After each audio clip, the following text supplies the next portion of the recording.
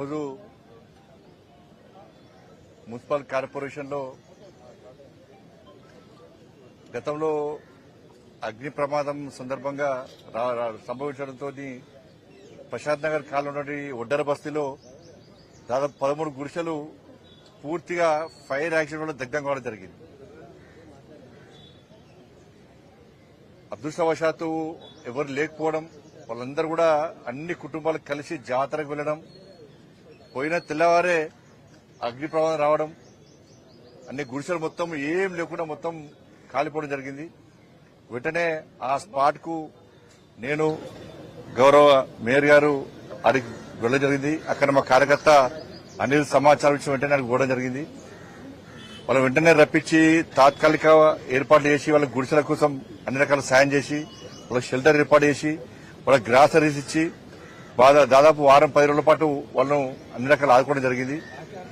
ఆ రోజు వాళ్ళు కోరిన మీదట వెల్డింగ్ మిషన్ అన్ని కాలిపోయిన తర్వాత మా పుట్ట గర్వమే వెల్డింగ్ మిషన్ తోని మళ్ళీ తిరిగి కొనుక్కోలేని స్థితిలో ఉండమని చెప్పిన తర్వాత వాళ్ళ ఎంపీ నిధుల నుంచి వాళ్ళకు 13 కుటుంబాలకు వెల్డింగ్ మిషన్స్ కూడా డ్రిల్లింగ్ మిషన్స్ కూడా ఇవ్వడం జరిగింది.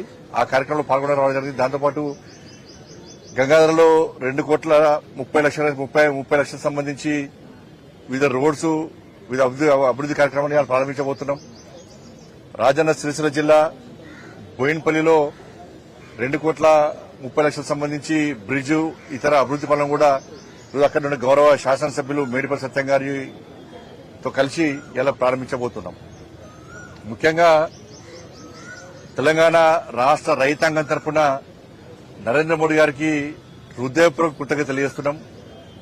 2014 సంవత్సరంలో బడ్జెట్ ప్రవేశపెట్టే సందర్భంగా నరేంద్ర మోడీ గారు ఈ దేశంలోని రైతులకు హామీ ఇచ్చారు. రైతుల ఆదాయాన్ని రెట్టింపు చేసి చూపెడతామని చెప్పి ఆ రోజు ప్రియతమ నేత నరేంద్ర మోడీ గారు ఏదైతే హామీ ఇచ్చారో దానికి అనుగుణంగా ఇవాళ 80% రెట్టింపు చేస్తాం. ఇంకో సంవత్సరం వరకు రైతు ఆదాయాన్ని పూర్తి 100% రెట్టింపు చేసేయడానికి ప్రభుత్వం ప్రయత్నిస్తున్నది. 2014లో వరి ఎంఎస్పీ ఎంత అంటే 1,310 రూపాయలు.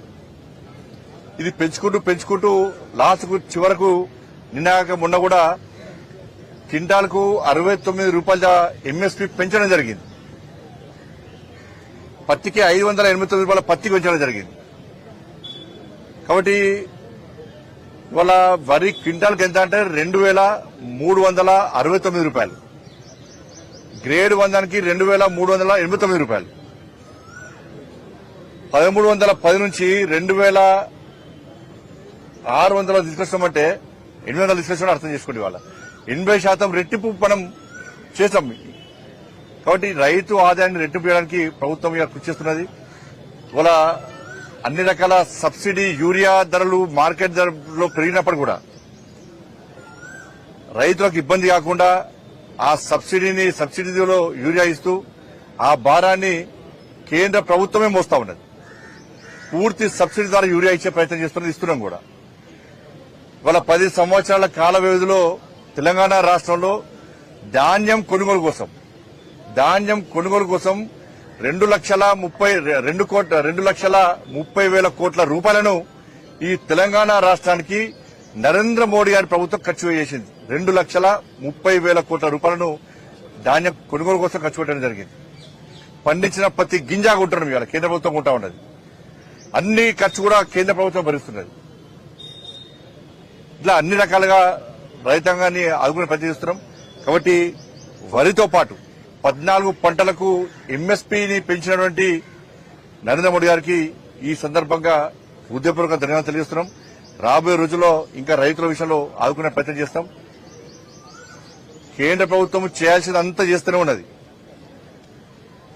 కానీ దురదృష్టవశాత్తు ఈ రాష్ట్రంలో ఉన్న ప్రభుత్వం మాత్రం ఇచ్చిన హామీలన్నీ గాలికి వదిలేస్తున్నది. 100 రోజుల్లో హామీలు నెరవేరుస్తామన్న ప్రభుత్వం 18 నెలలు గడుస్తున్నప్పుడు కూడా ఏ ఒక్క హామీని నెరవేర్చిన దాఖలాలు 6 గ్యారెంటీలను అటకెక్కిచ్చారు. దాని గురించి చర్చనే లేదు. చర్చ వచ్చినప్పుడల్లా ఇష్యూ డైవర్ట్ చేస్తున్నారు. ప్రజల దృష్టి మళ్లించే ప్రయత్నం చేస్తున్నారు. వాళ్ళ వర్షాలు పడ్డాయి, కనీసం ధాన్యాన్ని కొనుగోలు చేసేటువంటి కెపాసిటీ లేని ప్రభుత్వం, సత్తా లేని ప్రభుత్వం ఇది. ఇప్పటికీ చాలా ప్రాంతాల్లో ధాన్యం రోడ్ల మీద ఉన్నది, వర్షం పడ్డప్పుడల్లా తరుస్తున్నది, రైతులు అరిగోస పడుతున్నారు, నష్టపోయిన రైతులను ఆదుకునే ప్రయత్నం చేస్తలేదు. మేము గతంలో డిమాండ్ చేసినాం, తడిసిన ధాన్యాన్ని కూడా కొనాల్సిన బాధ్యత రాష్ట్ర ప్రభుత్వం మీద ఉంది. రాష్ట్ర ప్రభుత్వం నిర్లక్ష్యం వల్లనే ఇలా కొనుగోలు సరిగా జరగలేకపోయినాయి. దానికి బాధ్యత రాష్ట్ర ప్రభుత్వమే వహించాలి. గతంలో కేసీఆర్ గారు గిట్టిన వచ్చిన వల్ల నేను 10,000 రూపాయలు ఇస్తాను నష్టపోయిన వాళ్ళకి చెప్పారు, లాభత్త లేకుండా పోయి ఇలా ఫామ్ హౌస్ పరిమితమైంది. ఈ ప్రభుత్వం కూడా అదే పందాన్ని కొనసాగిస్తున్నది. ఇలా 3.5 ఎకరాల లోపు వాళ్ళు మాత్రమే రైతు భరోసా ఇస్తారట. అంటే మీతో ఏం పాపం చేశారు? మీరు ఎన్నికలప్పుడు హామీ ఏమిచ్చారు? రైతు భరోసా ఇస్తున్నారు, రైతు కూలకు పైసలు ఇస్తున్నారు, బోనస్ ఒక్క సన్నబడ్లకి ఇస్తాను, మీరు సన్న బియ్యానికి ఇస్తాను, బోనస్ ఇస్తున్నారు. మీరు ఇప్పుడు వేసారు మొత్తం తగ్గించుకుంటూ ఏదో నామమాత్రంగా ఒకరితో కొంతమందికి లాభం చేసి మేము మొత్తం 6 గ్యారెంటీలు అమలు చేస్తామని చెప్పుకునే ప్రయత్నం ఇలా రాష్ట్ర ప్రభుత్వం చేస్తున్నది. ఇలా 2,500 రూపాయలు మహిళలకు ఇస్తున్నారు, అది పోయింది. 40,000 రూపాయలు ఒక్కొక్క మహిళలకు అడగాలి, మహిళలందరూ అడగాలి. 4,000 రూపాయలు నిరుద్యోగులు ఇస్తున్నారు, అటే పోయింది. 2,000 రూపాయలు ఆసరా పెన్షన్ 4,000 ఇస్తున్నారు, అవి అటే పోయినాయి. రైతు కూడా 12,000 రూపాయలు ఇస్తున్నారు, అది పోయింది. రైతు భరోసా అది పోయింది. అన్ని పోయినాయి, అన్ని గాలి కొలేసిరు. వట్టి మాటలతో టైంపాస్ 18 నెలల నుంచి ఇవే టైంపాస్. 6 గ్యారెంటీల చర్చ వచ్చిందంటే మళ్ళా ఆ ఇష్యూని డైవర్ట్ చేసి కథం. కాబట్టి ఇలా అన్ని విషయంలో ప్రజలు ఆలోచిస్తున్నారు. కాబట్టి ప్రభుత్వం 6 గ్యారెంటీల మీద దృష్టి పెట్టండి. మీరా ఎట్లా ఎవరిని అరెస్ట్ చేయరు, దానిలో ఇక నమ్మకం ఏది మీ మీద? కాంగ్రెస్ పార్టీ నమ్మకం ఎప్పుడో వీకింది. ఎందుకంటే ఫోన్ ట్యాపింగ్ కేసు అన్నారు, అటే వీకింది. విద్యుత్ కొనుగోళ్ల కేసు అన్నారు, అటే పోయింది. కాళేశ్వరం అన్నారు, నిన్న నోటీస్ ఇచ్చారు, ఏం చేస్తారో తెలియదు. ఫార్ములా ఈ కేసు అన్నారు, సుప్రీంకోర్టు ఇచ్చిన ఇంతవరకు ఏం కేసు దాని అడ్రస్ లాభత్త లేకుండా పోయింది. డ్రగ్స్ కేసు అన్నారు, అది పోయింది. ఏం కేసులో మీతో ఏం కాదు కూడా. ఇక కాంగ్రెస్ పార్టీతో ఏం కాదు, మీ అన్ని వట్టి మాటలే. మీరు 6 గ్యారెంటీలు అమలు చేయరు, మీరు అవినీతి చర్యలు తీసుకోరు, మీతో కాదు కూడా. అట్టే చేష్టడికి వివరిస్తున్నారు మీరందరూ కూడా. కానీ ప్రజలకు కాంగ్రెస్ పార్టీ ప్రభుత్వం మీద నమ్మకం, విశ్వాసం పోయింది. వీళ్ళు ఏమీ చేయలేని చేతనావస్థలో ఉన్నారన్న విషయాన్ని ప్రజలకు అర్థమైపోయింది. మూటలు తీసుకుపోయి ఆ కప్పం ఢిల్లీకి కప్పం అప్పయ్యపడడం తప్ప వీళ్ళు చేసేది ఏం లేదు. కాబట్టి ఈ విషయంలో ప్రజలు అప్రమత్తంగా ఉన్నారు. కాంగ్రెస్ పార్టీ నాయకులు నిలదడానికి సిద్ధంగా ఉన్నారు.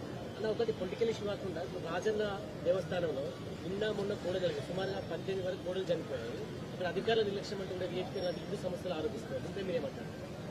ఇప్పుడు దేవస్థానంలో ప్రతిసారి, రాయరాజేశ్వర దేవస్థానంలో ప్రతిసారి ఈ కోడలు చనిపోవడము ఒక ఆనవాయితీగా మారింది. దానికి వెంటనే దేవస్థాన అధికారులు ఏ అట్లా కాలేదని చెప్పంటారు. కాబట్టి నేను ఇలా వెంటనే ఈవో గారితో మాట్లాడతా. తప్పకుండా ఆ గోవులను రక్షించాల్సిన బాధ్యత వేములవాడ రాజేశ్వర దేవస్థానం మీద ఉన్నది. పైసలు తక్కువ మీరు గోవులను రక్షించకుంటే ఇక భక్తులకు ఏం సౌకర్యం కల్పిస్తారు? గోవులను రక్షించకుంటే ఏం తక్కువైంది? గతంలో కేసీఆర్ గారు వేసి రాయలసీమ దేవస్థానం పైసలు తీసుకుపోయి వేరే కాడ పెట్టాడు. మరి కనీసం ఆ గోవులను రక్షించడానికి సరైన సదుపాయాలు కల్పించి, సరైన సౌకర్యం కల్పించి వాళ్ళని కాపాడాల్సిన బాధ్యత ఇలా అధికారుల మీద ఉంది. నేను వెంటనే ఏ వారితో మాట్లాడితే ఇప్పుడు వెంటనే తప్పకుండా చర్యలు తీసుకోవాలని చెప్పి నేను వాళ్ళని ఆదేశిస్తాను. ఇప్పుడు పాత పద్ధతి పెట్టుకోవద్దు కదా, సంఖ్య పెరుగుతూ ఉంటది, దాని తగ్గట్టు సౌకర్యాలు ఏర్పడేసుకోవాలి. మేము గదే గిరిగీసుకొని కూర్చుంటామని కాదు కదా.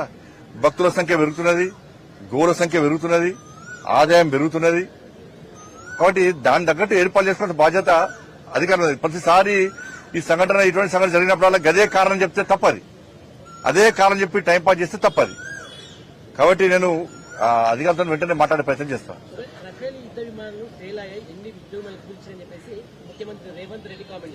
రేవంత్ రెడ్డి గారి యొక్క వ్యాఖ్యలు దేశద్రోహ వ్యాఖ్యలు అవి. ఇది పాకిస్తాన్ ఉగ్రవాదులను పెంచి పోషించే విధంగా ఉంది. ఇది భారత సైన్యం యొక్క ఆత్మవిశ్వాసాన్ని, ఆత్మస్థైర్యాన్ని దెబ్బతీసే విధంగా ఉంది. ఆడ పోయి యుద్దం చేసింది నరేంద్ర మోడీ గారు, రఫేల్ వేయలే, భారత సైనికులు చేశారు. భారత సైనికులు చేశారు. భారత సైన్యం మీద మీకు నమ్మకం విశ్వాసం లేదా? ఆర్మీ చీఫ్ మీద మీకు నమ్మకం విశ్వాసం లేదా? ఎవరి మీద విశ్వాసం లేదు మీకు? ఇందిరాగాంధీ అంటున్నారు. అరే 2016లో ఉరిలో నరేంద్ర మోడీ ప్రభుత్వం వచ్చినాక 2016లో వాళ్ళు ఒక్కసారి దాడి చేస్తే చోరబడి ప్రతి దాడి చేసిన ప్రభుత్వం నరేంద్ర మోడీ ప్రభుత్వం. 2019లో 40 మంది భారత సైన్యాన్ని ఆత్మాహుతి దాడి చేస్తే పుల్వామాలో వెంటనే పాకిస్తాన్ లో చోరబడి సర్జికల్ స్ట్రైక్ చేసిన ప్రభుత్వం నరేంద్ర మోడీ ప్రభుత్వం. ఇవాళ అమెరికా లాంటి దేశము ట్విన్ టవర్స్ మీద Osama bin Laden twin towers బద్దలు చేస్తే ధ్వంసం చేస్తే 3,000 మంది చచ్చిపోయారు, 6,000 మంది గాయాల పాలయ్యారు. కానీ అగ్రరాజ్యం అని చెప్పుకునే అమెరికాకు ఒసామా బిన్ లాడెన్ ను మట్టుబెట్టడానికి 11 సంవత్సరాలు పట్టింది. 11 సంవత్సరాలు అగ్రరాజ్యానికి. కానీ పహల్గాం సంఘటన జరిగిన 15 రోజుల పాటు 9 ఉగ్రవాద శిబిరాలను ధ్వంసం చేసిన సైన్యం భారత సైన్యం, అటువంటి ప్రభుత్వం నరేంద్ర మోడీ ప్రభుత్వం. 11 డిఫెన్స్ బేస్లను ధ్వంసం చేసిన ప్రభుత్వం నరేంద్ర మోడీ ప్రభుత్వం. 100 మంది ఉగ్రవాదం మట్టుబెట్టే ప్రభుత్వం నరేంద్ర మోడీ ప్రభుత్వం. సామాన్య ప్రజలకు ఇబ్బంది కావద్దని కోరుకుంటాం. అదే పదం కొనసాగిస్తారు. ఇప్పుడు యుద్ధం అయిపోయిందా? అయిపోయింది. ఎవరు అన్నారు? సాక్షాత్ ప్రధానమంత్రి గారు ఇప్పుడు యుద్ధం అయిపోలే. ఉగ్రవాదం అంతరించే వరకు పాకిస్తాన్ ఉగ్రవాదులను వాళ్ళ దేశం నుంచి పెంచి పోషించకుండా ఉండేంత వరకు ఈ యుద్ధం నిరంతరం కొనసాగుతూనే ఉంటది. ఆపరేషన్ సింధూర్ ఆగిపోలేదని చెప్పి సాక్షాత్ ప్రధానమంత్రి గారు చెప్పారు. కానీ ఇటువంటి పరిస్థితుల్లో మొన్న జెండా పట్టుకోని అంటారు. మోడీ గారు సహకరించడం, ప్రభుత్వాన్ని సహకరించమంటారు. మరి ఈ కామెంట్స్ ఏం చేయాలా? ఫక్త్ కాంగ్రెస్ పార్టీకి ఎప్పుడు కూడా దేశానికి వ్యతిరేకంగా మాట్లాడే ఒక ఫ్యాక్షన్ గా మారింది కాంగ్రెస్ పార్టీకి. ఇందిరాగాంధీ అంటారు. ఇందిరాగాంధీ హయాంలో పీఓకేను ఎందుకు స్వాధీనం చేసుకోలేకపోయింది కాంగ్రెస్ పార్టీ ప్రభుత్వం అప్పుడు? ఇలా పీఓకే వల్లనే కదా కశ్మీర్ అలా అతలకుతలమైంది. ఇవాళ కశ్మీర్ పండితులు హతమర్చింది పీఓకే వల్లనే కదా. ఏక్ దేశ్ మే దో ప్రధాన్, ఏక్ దేశ్ మే దో విధాన్, ఏక్ దేశ్ మే దో నిషాన్. దీని కారకులు ఎవరు? కాంగ్రెస్ పార్టీ ప్రభుత్వమే. ప్రజలు నవ్వుకున్నారు. అరే ఒక్క దేశంలో 2 ప్రధానులు ఏంది, ఒక్క దేశంలో 2 రాజ్యాంగాలు ఏంది, ఒక్క దేశంలో 2 జెండాలు ఎగరడం ఏంది? దీని కారకులు ఎవరు? కాంగ్రెస్ పార్టీ. దీనికి రాష్ట్ర ముఖ్యమంత్రి గారు సమాధానం చెప్పాలి. కాంట్రవర్సీ కోసం కాదు, క్లారిటీ ఇవ్వండి. Etela Rajender, Harish Rao కలిశారని PCC chief comment చేశారు. నేను వినలేదు. ఇప్పుడు కాంగ్రెస్ పార్టీ అంత పొలిటికల్ డ్రామా అంతా కాంగ్రెస్ పార్టీదే. ఆ కవితక్క విషయం కూడా కాంగ్రెస్ పార్టీదే. కల్వకుంట్ల ఆర్ట్స్ క్రియేషన్స్ ఆధ్వర్యంలో సినిమా నడుస్తుంది తెలంగాణ రాష్ట్రంలో. ఇప్పుడు 3 పత్తా అన్నాము చూసి చాలా మంది. 3 పత్తాల ఇప్పుడు 4 పత్తా ఆట నడుస్తుంది తెలంగాణ రాష్ట్రంలో. కల్వకుంట్ల ఆర్ట్స్ క్రియేషన్ ఆధ్వర్యంలో 4 పత్తా ఆట నడుస్తుంది. హరీష్ రావు గారు, కవిత గారు, కేటీఆర్ గారు, సంతోష్ రావు గారు 4 పత్తా ఆట నడుస్తున్నది. దీనిలో కేసీఆర్ గారు బాబు జోకర్ ప్రశ్న పెట్టారు. దీంతో ఏమైనా ఇప్పుడు ఈ చర్చతోని, ఈ కవితక చర్చనో దీంతో తెలంగాణ రాష్ట్ర లాభం జరుగుతుందని చెప్పండి. ఇదో సమస్య అనేది. తెలంగాణ రాష్ట్ర ప్రజలు తెలంగాణ రాష్ట్రంలో మీడియాలో డిబేట్ పెట్టి చర్చించే సమస్య అనేది చెప్పండి. ఇంకా 6 గ్యారెంటీల గురించి చర్చ జరగాలి. గీ లెటర్లు, చిట్ చాట్ల పేరుతోని ఇదేం పద్ధతి? ఇవాళ బీఆర్ఎస్ పార్టీని మీరు గతంలో అబ్జర్వ్ చేయండి. బీఆర్ఎస్ పార్టీకి సంబంధించిన శాసనసభ్యులు చాలా మంది బీజేపీకి టచ్ లోకి వచ్చినప్పుడు బీఆర్ఎస్ పార్టీ ప్రభుత్వ ఆధ్వర్యంలో కేసీఆర్ గారు చేస్తుంటే టక్కన మీటింగ్ పెట్టి మన బీజేపీతో కలుస్తున్నామే, నాకు కేంద్ర మంత్రి ఇస్తున్నా చెప్పు లేదా? ఒక గదే జిమ్మికులు ఇవన్నీ కూడా. బీఆర్ఎస్ బీజేపీ కలవడం అనేది అసలు బీఆర్ఎస్ మేము ఎందుకు పట్టించుకుంటామన్నా? అది ఫామ్ హౌస్ పార్టీ, కుటుంబ పార్టీ, అవినీతి పార్టీ. కవితక్కను అరెస్ట్ చేయకుండా ఉండాలన్న ఉద్దేశంతో బీఆర్ఎస్ బీజేపీతో కలవడానికి ప్రయత్నం చేసింది. కానీ మేము దరిదాపులో వాళ్ళని రానియాలి బీఆర్ఎస్ పార్టీని. ఈ అవినీతి పార్టీకి అవినీతి వ్యతిరేకం. మేము అవినీతి మచ్చలేకుండా దేశాన్ని పాలిస్తున్నాం. 15 రాష్ట్రాలు 16 రాష్ట్రాలు అవినీతి మచ్చలేని ప్రభుత్వాలను కొనసాగిస్తున్నాం. మేము దాని వ్యతిరేకం. మేము కుటుంబ పాలనకు వ్యతిరేకం. మేము ఈ దేశంలో కాంగ్రెస్ పార్టీ కుటుంబ పాలన వ్యతిరేకంగా ఫైట్ చేస్తున్నాం. కానీ బీఆర్ఎస్ పార్టీని ఏ విధంగా మేము చేసుకుంటాం? కాబట్టి ఈ 4 పత్తా ఆట గురించి చర్చించాల్సిన అవసరం లేదు. మళ్ళీ ప్రజలు విజ్ఞప్తి చేస్తున్నా, గౌరవ మీడియా సోదరులకు విజ్ఞప్తి చేస్తున్నా, దయచేసి 6 గ్యారెంటీల గురించి చర్చ జరపండి. ఇది కాంగ్రెస్ ప్రొడక్షన్, దీనికంతా కూడా దీని ప్రొడ్యూసర్ ఎవరంటే Congress party. Congress party producer, దీనికి డైరెక్షన్ కూడా కాంగ్రెస్ పార్టీదే. ప్రొడక్షన్ మాత్రం Kalvakuntla arts production. Cinema censor BJP కాదు. సెన్సార్ అది ఇక్కడ స్టేట్ చూస్తున్నారు. అది సెన్సార్ మార్క్ వస్తే కడిగేస్తాం. అందుకే కడిగేయమంటాను నేను. అందుకే బంజారీ చార్పత్త దీంతో ప్రజలకు ఏం లాభం దీంతో అంటున్నాను నేను. భవిష్యత్తులో సార్ బీఆర్ఎస్ బీజేపీతో కలవాలనుకుంటే కలుపుకుంటారా సార్? అసలే కలుపుకోం. అరే అవినీతి పార్టీ, అది కుటుంబ పార్టీ, ఏ విధంగా కలుపుకుంటాం? ఆ చర్చనే లేదు. మీరు ఒకటే ఆలోచించండి, మేము కలుపుకుంటే ఎప్పుడో కలుపుకుంటాం. కాంగ్రెస్ పార్టీ బీఆర్ఎస్ కలిసి పనిచేసినాయి. కాంగ్రెస్ బీఆర్ఎస్ కలిసి పనిచేసినాయి. ఎన్నికల్లో పోటీ చేసిర్రు, అధికారం కూడా పంచుకున్నారు. మేము ఎప్పుడైనా పంచుకున్నామా?